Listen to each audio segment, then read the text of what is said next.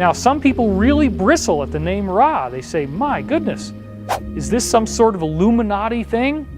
Ra, that sounds Egyptian, that sounds evil, that sounds bad, that sounds negative. Don Elkins died. Carla's health was destroyed. The group that channeled this material about love, light, and unity was itself torn apart by forces. When you incarnate into third density, you forget everything. Who you are, where you came from, what your purpose is, that you are the creator experiencing itself. The forgetting is the entire point, because without it, the choice would be meaningless. People have been asking me what I think of the Law of One, and frankly, I think it is part of a propaganda operation that Puharich was part of, that is intended to change society and give a new religion or belief systems. I'm Andrea Puharich. I'm a physician by training, research scientist by choice, and I've spent the last 25 years investigating people with unusual powers. Puharich was a pioneer. He was interested in understanding the nature of man's consciousness. Any normal scientist would say, this is unbelievable stuff. I have no reason to accept any of it's true. The Kremlin was also experimenting with ways to weaponize people with ESP.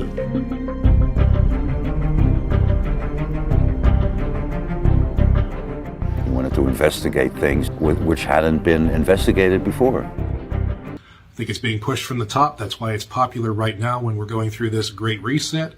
And I'm going to show you videos that you've never seen before that kind of prove my point. And you're going to want to stick around to the end. What the source actually says in this material is that they are speaking from a place in which they are managing and transferring planetary populations. Wow. Like that mind blown, right? Unfortunately, it has a tragic end. The raw contact ended abruptly in 1984 when Don Elkins died by suicide under circumstances that remain mysterious. Some speculate that the intense nature of the contact combined with physics attacks on Carla and internal group dynamics contributed to his confusion and despair. It's psychic attacks.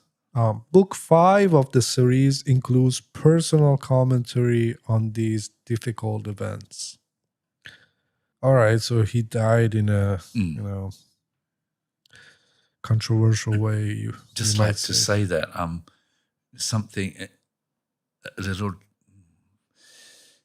It can be quite difficult being a medium if you don't really have good control of your own energy. And what can happen if you get too open, it's easy that other entities can slip in and do not good stuff. And it seems from reading between the lines here that maybe this might have been what happened. My goodness, what are you talking about? They literally are responsible for governing what happens on a given planet, and they make it very clear that their goal is to uphold an illusion for us. And that's the illusion that there is no actual higher power. If it became obvious to us, it would break the illusion. I am happy to see again many present. I am at this time on a craft. I am communicating by what you term telepathy. Our craft is in a position directly above this house. What you just heard was the voice of Don Elkins, the man who would go on to create the Law of One books, also known as the Raw Material, one of the most popular spiritual texts of the 20th century. This recording dates back to 1963, when Elkins was allegedly in a trance, channeling a non-human intelligence. It's the first time this recording has ever been heard. You talk a lot about the Law of One. Can you explain to the audience what the Law of One is, which is a deep, dark rabbit hole you can go down into? Yeah, if you're not familiar with the Law of One, it's a channeled text from the early 1980s. It was from a group of UFO researchers who were trying to kind of figure out what this UFO phenomenon is all about. And so they started channeling to try and contact extraterrestrials. Today, the Law of One books, also known as the raw material, have become a cornerstone of modern spiritual culture. What began as a series of esoteric trance channeling sessions in the early 1980s has grown into a global phenomenon, inspiring podcasts, Reddit communities decoding every session, and YouTube videos with hundreds of thousands of views exploring their philosophies. But long before all that, before the name Ra was ever spoken, there was one man sitting alone in a small room in Louisville, Kentucky, with a reel-to-reel machine. His name was Don Elkins, a scientist, a pilot, and the original author behind the Law of One books. And what he captured on tape may have been the first attempt to scientifically prove contact with non-human intelligence, or the beginning of one man's descent into the unknown. Louisville, Kentucky, 1981. 3 dedicated seekers, Don Elkins, a professor of physics and UFO investigator, Carla L. Ruckett, a gifted channel and mystic, and Jim McCarty, their transcriber and collaborator, have spent 19 years refining an experimental communication protocol. Their goal was to establish contact with non-human intelligence through trans-channeling. After nearly 2 decades of experimentation, the quality of their content shifts dramatically. A new entity begins speaking through Carla, one that identifies itself as Ra. There is an Egyptian god, Ra. That's right. Yeah. Sun. And later we're going to figure out they're kind of related. Yeah. Same entity probably. Describing itself as a 6th density social memory complex, which have that in your pipe and smoke it. 6th density social memory complex. But that is, yeah. That evolved on the planet Venus approximately 2.6 billion years ago. Between 1981 and 1984, they conduct 106 sessions, each following a rigorous format. Don asks questions, Carla in deep trance speaks as Ra, and Jim transcribes every word. The process was meticulously controlled. Carla would enter a trance state, and Ra would speak through her in a slow, even-paced monotone with a distinctive, somewhat pedantic pattern of word usage. Don's questions were prepared in advance, and the sessions were recorded on tape. Ra claimed this method allowed for precise transmission of complex metaphysical concepts. Unfortunately, it has a tragic end. The Ra contact ended abruptly in 1984 when Don Elkins died by suicide under circumstances that remain mysterious. On November 7th, 1984, Donald Elkins took his own life.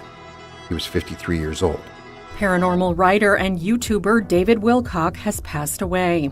David, who built a platform through his videos about science and spirituality, died on April 20th in Boulder County, Colorado, authorities told TMZ.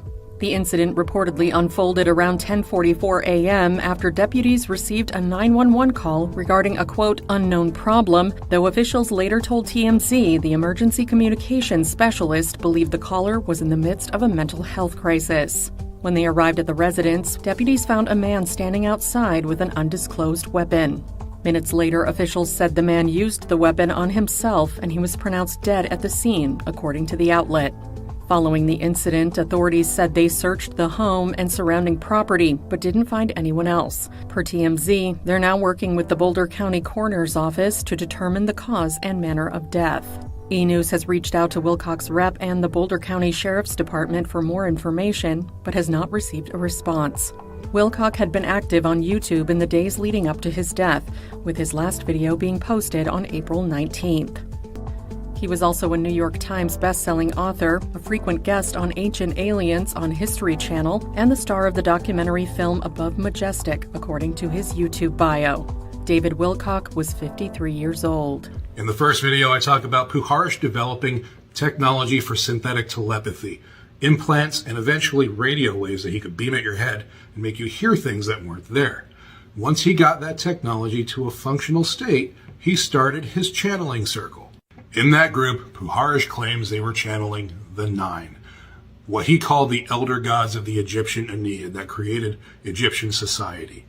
Many authors have written extensive works about these, including Peter Levenda's Sinister Forces Volume 1, which is awesome, and Annie Jacobson's Phenomenon, which again is an excellent book. They go deep. They talk about all the tentacles that were in these groups and all the billionaires and Gene Roddenberry and different authors that spread out into the New Age and spread these ideas that they got in this channeling group out to the general population. The problem is that there have been people that came out since then who were part of these groups that said it was all bullshit, that Puharich was making it all up and he was putting those ideas into people's heads with hypnotic suggestion and with his technology. Among them, Lyle Watson, who wrote Supernature, and Ira Einhorn, who was implicated in the Holly Maddox murders way back in the day, which he was probably set up for coming out against this group. Now, I didn't get to the part of the story where Puharich moves his lab from Maine to Ossining, New York, and starts something called his Camp for Space Kids, or the Turkey Farm, where he had several dozen children that he was doing testing on to bring out their psychic powers. I was brought into my lab programs when I was in elementary school, brought to Carswell Air Force Base, where we went through all sorts of experiments and training. And who pops up in the story? Don Elkins and Carla Ruckert, who wrote The Law of One. One of the best books about this little field trip of fuckery is called The Stargate Conspiracy by Picknett and Prince. And in it, they state that Ira Einhorn, who has his own part to play in the story, confirmed Puharich's determination to turn all psychic communication into contact with the Nine, and that he was humanly directing the pattern of the channeling. It goes on that Puharich seems to have shaped his subject's communication to conform to a consistent pattern, fitting a preconceived plan, and that interestingly, another example of this phenomenon is found in the work of Don Elkins and Carla Ruckert. And Carla, through Carla, made contact with Ra, one of the Nine, though significantly only after meeting Puharich. As the story goes, Don Elkins was trying to experiment with ways to artificially make people think they had UFO contacts, and that Ruckert had never even thought about the Nine until Puharich came down and hypnotized her. According to Ra, Earth has been in third density for approximately 75,000 years. 3 major cycles of 25,000 years each. And at the end of each master cycle comes what Ra calls a harvest. A harvest is exactly what it sounds like. The planetary population is assessed.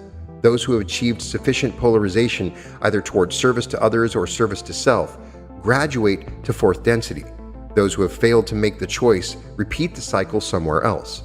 The first harvest came at the 25,000 year mark. Nobody graduated.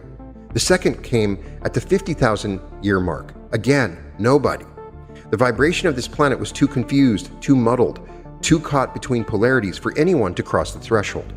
The third harvest, the final one, that's happening now. And Ra was very clear, this planet's population has a serious problem. The level of confusion, the depth of the forgetting, the intensity of the mixed polarity, it's extreme here. More extreme than most third density planets. Earth is, in Ra's framing, a particularly difficult classroom. The same stuff I was just talking about, the law of one, we're all one. And I talk about the miraculous technology that's going to be released when this comes out. Limitless free energy, gravity shielding technology, healing devices, Stargate travel. Okay, all of these things are being withheld from us, and I've heard from many insiders that they will be revealed, and I'm working very hard on that goal myself now. Okay, so I said these technologies exist, and we talk about the New World Order, that this is the group that's holding back the technology, right? Remember, this is 2009. They're deliberately engineering chaos. They want us to be their servants. They want us to be slaves. Okay, and it requires a money system. I said all this, growth and evolution. Let's just go down a little bit more. And I'm talking about how victims become perpetrators, that, when we get abused as children, we end up becoming perpetrators as adults. This is what's happened to these people. And you have to learn to be your own protector without losing the love and peace you feel inside. This is very important. Setting boundaries lovingly. they conduct 106 sessions, each following a rigorous format. Don asks questions, Carla in deep trance speaks as raw, and Jim transcribes every word. So, yeah, pretty standard method. Yeah, that's good. I mean, they're very thorough. Yeah. All right, the methodology. The process was meticulously controlled. Carla would enter a trance state, and Ra would speak through her in a slow, even paced, monotone with a distinctive, somewhat pedantic pattern of word usage. Don's questions were prepared in advance, and the sessions were recorded on tape. I am Ra. It is an honor and a privilege to greet you this day in the love and in the light of the one infinite Creator. Resonant raindrops of liquid light cascading down in a panoply of shapes and colors, unbeknownst to the conscious mind. The world of energy that you dance through may be invisible to your physical eyes of the flesh, but to the inner eye of soul, there are tides and currents of change, transformation that ripple through the collective consciousness of Earth, much like a hot air balloon rises through layers of the atmosphere, some warmer and some colder. As you go on this sacred journey into yourself, through these places in time, you experience more than just a reunion with aspects of yourself long ago distanced. You have the opportunity to experience directly other areas of the Earth's grid, wherein there are unique vortices of cosmic influx, bespeaking of a variety of cultures and heritages, both past and present and future. Ra claimed this method allowed for precise transmission of complex metaphysical concepts. Fair enough. Yeah. That's good. Don Elkins lived between 1930 to 1984. A professor of physics and engineering, pilot with a lifelong interest in UFOs and channeling. He began experimenting with channeling in 1961 after encountering the work of a Detroit contactee group. He was the questioner, the intellectual driver of the project. The group developed elaborate protective rituals, the circle of one, the placement of sacred objects, Jim's continuous visualization, all to create a safe space for the contact. But as the sessions continued, the psychic attacks intensified. Ra described a fifth-density negative entity, a being of considerable power and sophistication that had attached itself to the group. This entity could amplify any pre-existing distortion within any member of the group. Physical ailments, emotional vulnerabilities, mental patterns, anything already present became a vector for attack. For Carla, the attacks targeted her physical body. Her arthritis flared, kidney problems emerged. Her weight dropped dangerously. Each session cost her physically in ways that accumulated over time. In my interview with Jim McCarty, he said that she would lose massive amounts of weight and she would be very tired. For Jim, the attacks manifested as kidney failure and physical crisis. The entity exploring his tendency toward extreme self-discipline and self-purification. At one point, Jim's determination to cleanse himself spiritually translated so intensely into the physical that his kidneys began to fail as his body attempted to purge every impurity simultaneously. But it was Don who bore the heaviest burden. Don Elkins was a man of immense wisdom, extraordinary intellect, and profound emotional reserve. He was the observer, the questioner, the one who watched and analyzed while others felt. He had built concrete walls around his heart, walls that served him well in his role as an objective researcher of the paranormal. Sometime in the final year of the contact, something shifted between Don and Carla. According to both Jim and Carla's later accounts, Carla offered to take on Don's worries, his anxieties about his airline job, his health, the continuation of their work, and allow him to experience her more carefree state. Don innocently agreed. What happened next was devastating. The bond between Don and Carla was apparently so deep, so unified at the metaphysical level that this simple verbal agreement triggered a genuine energy transfer. Don received the full force of Carla's open-hearted emotional sensitivity, a sensitivity she had spent a lifetime learning to manage, and Carla received Don's controlled analytical detachment. Don's concrete walls came down, all of them, at once. He began to feel everything. He could no longer watch television, even comedies, because the suffering was too much to hear. He, the lifelong observer, was suddenly experiencing the full emotional spectrum without any of the coping mechanisms that a lifetime of emotional openness teaches a person. His mental state deteriorated. He stopped eating. He stopped sleeping normally. He became convinced that dark forces were closing in on the group. I'm fine the way I am. I don't want to lose any more weight, trust me, and I hope I don't. But there's definitely certain areas of concern that I have in my life, and obviously there's a lot of really crazy stuff going on. What am I doing to lose weight? Well, it's called trying to eat organic when you have two grocery stores that hardly give you anything organic at all. What I end up usually doing is cooking a pound of ground beef, and I'll either stretch it for 3 or 4 nights. And it's really, really tough to do that because when you recook it, it gets overdone and it causes even more constipation. Yes, I definitely do need to find out what's going on because this is sad and scary. It's given me, energy is down.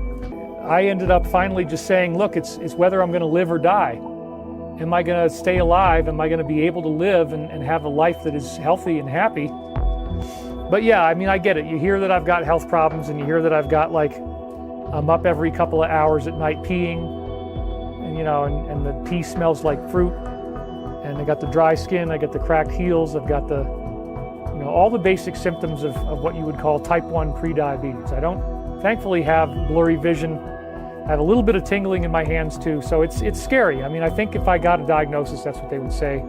Because it's been very difficult. I've had very low energy, very low motivation. That's why a lot of times I'm not even sure if I'm going to do a show because I'm tired, stressed out. It's a whole thing. Just had a very, very rough week this week. With low motivation, low energy, anxiety. My energy has been really down from these symptoms that I've been having. It's been very hard to work. I've had a really low energy situation, but honestly, I've just been too sick to be able to do it. It's really scary. I even thought about, well, should I go to the hospital? I don't really want to. I don't really want to deal with all that crap. He's a 53-year-old male, type 1 diabetic who said he's run out of money. On November 7th, 1984, Donald Elkins took his own life. He was 53 years old. I love you. I am sorry. Please forgive me. Thank you. Party said sorry and then disconnected. Male looks like he shot himself in the head.